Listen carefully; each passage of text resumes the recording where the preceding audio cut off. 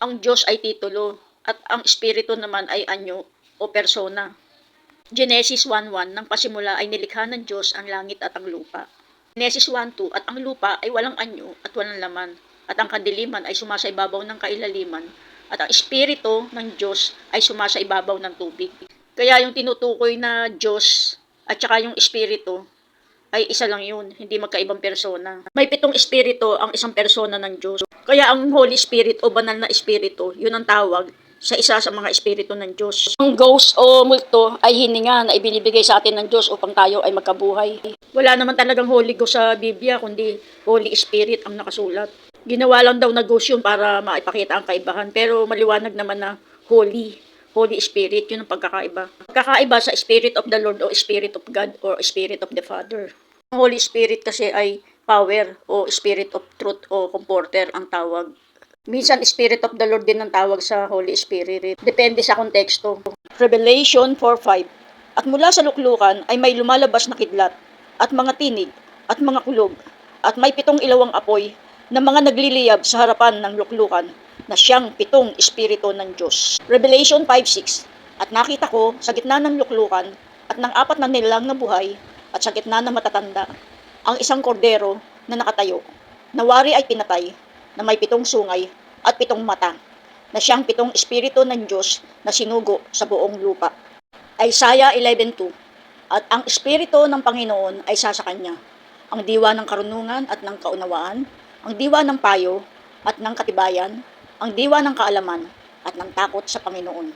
Kaya kung bibilangin mo, unang-una yung espiritu ng Panginoon, at saka may 6 pang espiritu, kaya bali 7 espiritu ng Panginoon ang ibinigay sa Panginoong Hesukristo.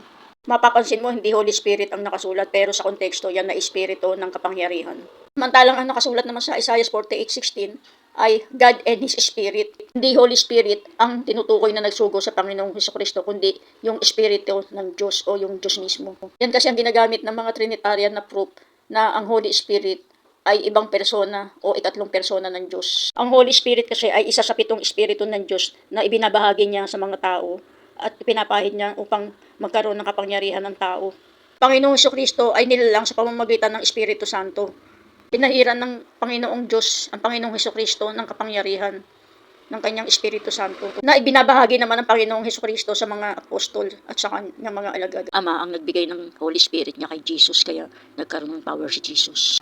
At binasa ng Panginoong Hesukristo ang patotoo sa kanya sa aklat ng Isaiah. Sumasa akin ang Espiritu ng Panginoon, sapagkat ako'y pinahiran niya upang ipangaral ang mabubuting balita sa mga dukha. Ako'y sinugo niya upang itanyag sa mga bihag ang pagkaligtas at sa mga bulag ang pagkakita, upang bigyan ng kalayaan ang nangaapi. Acts 10:38.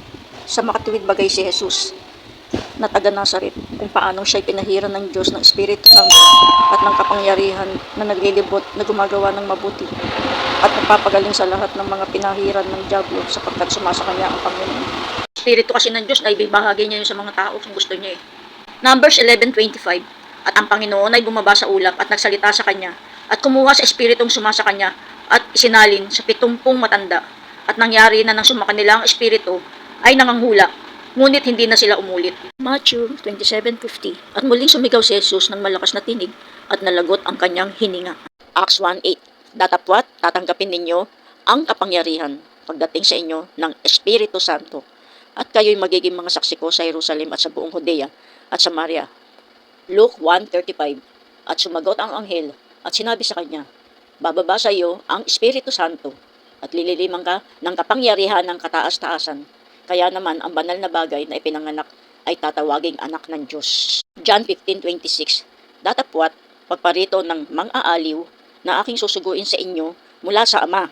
Sa makatuwid bagay, ang Espiritu ng katotohanan na nagbubuhat sa Ama ay siyang magpapatotoo sa akin. Matthew 10:20.